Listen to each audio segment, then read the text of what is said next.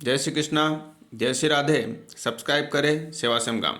आज हम आपके लिए लेकर आए हैं आयुर्वेद की एक प्राचीनतम औषधि जिसका वर्णन रसतंत्र सार व सिद्धि प्रयोग संग्रह में है। आप इसे चाहें तो घर पे भी तैयार कर सकते हैं या आप इसको बाजार से भी प्राप्त कर सकते हैं। बाजार से बहुत सारी कंपनी इसको बनाती है, जैसे वैद्यनाथ, ऊंजा, व्यास आदि अनेक फार्मा कंपनी इसको बनाती है। इस औषधि का नाम है एरंड पाक। ये मूलतः एरंड के बीजों से निर्मित होती है। सबसे पहले हम इसको बनाने के लिए जो जो आवश्यक सामग्रियां हैं उनका हम जो आपको वर्णन करेंगे। ये आपको डिस्क्रिप्शन में भी प्राप्त रहेगी। जो आप चाहे तो घर पे अगर तैयार करना चाहे तो डिस्क्रिप्शन से हमारे लिंक में से आप उसको नीचे से निकाल सकते हैं।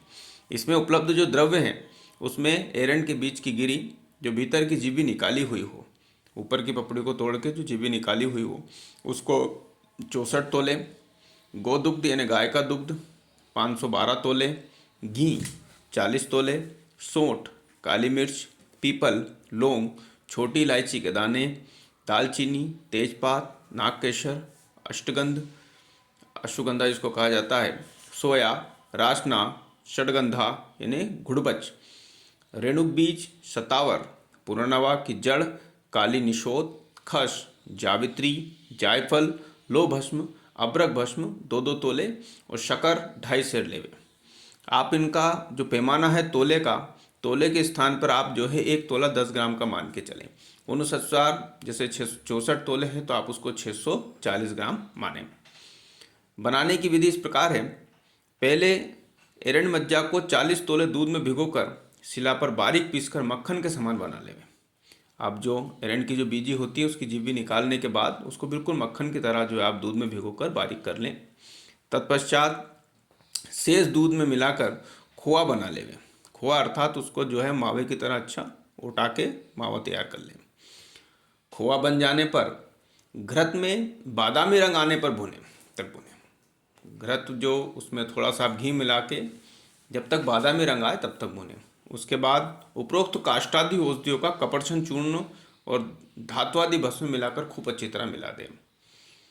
काष्ठादि औषधियों में जैसे सौंठ, काली मिर्च, पीपल, लौंग, छोटी इलायची के दाने, दालचीनी, तेजपात, नागकेसर, अष्टगंध, सोया, रासना, गुड़बच, रेणुकबीज, शतावर, पुनर्नवा, काली निशोत, खस, जावित्री, जायफल, इन सबको जो है आप कपड़छन चूर्ण करके उसमें मिला दें।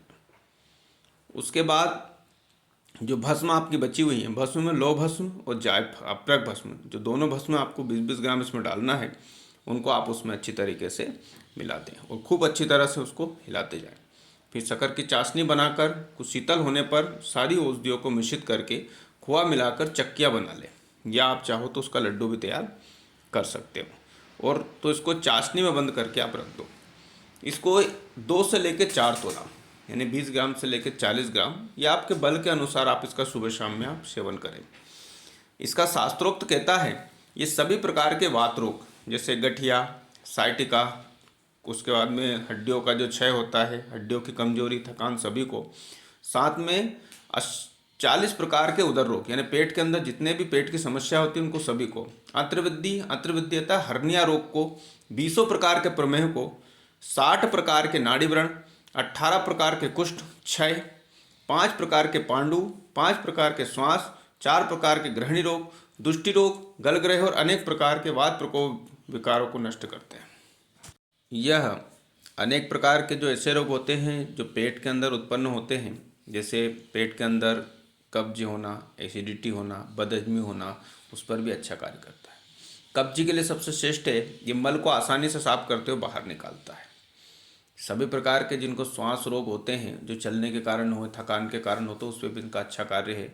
गृहिणी रोग जो होता है, जो 4 प्रकार के गृहिणी रोग में कुछ गृहिणी इस प्रकार की होती है, जैसे आप भोजन ग्रहण करते हो उसी प्रकार जो भोजन ग्रहण करते हैं आपको सोच जाने की इच्छा जागृत होती है। कई बार आप जैसे भोजन ग्रहण नहीं भी कर पाते हो, सोच जाने के तुरंत बाद फिर पुनः सोच जाने की प्रवृत्ति होती है। गृहिणी रोग में शरीर दुर्बल होता है, उसमें भी आप इसका उपयोग कर सकते हैं। यह आपके शुक्र को भी बढ़ाता है और रसायन श्रेष्ठ रसायन है। इसका आप नियमित ठंड में सेवन करें, आपको बल्ली की प्राप्ति होगी। जिनका शरीर के अंदर कई प्रकार के दर्द रहते हैं, शरीर की मांसपेशियों में दर्द बना रहता है, वो इसका नियमित सेवन करें, उनको बहुत फायदा होगा। वायु विकारों के लिए सबसे श्रेष्ठ और उत्तम औषधि है।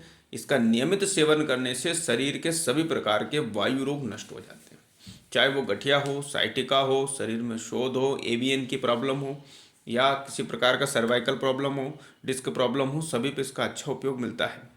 आप चाहें तो एरेंट पार्क का उपयोग नियमित 2 से 3 माह नियमित करें, सभी रोगों पे आपको फायदा मिलेगा। आगे नियमित आपको आयुर्वेद की जानकारी, वैदिक धर्म की जानकारी के लिए आप सब्सक्राइब करें हमारा चैनल सेवा संग्राम। धन्यवाद। जय श्री कृष्णा, जय श्री राधे।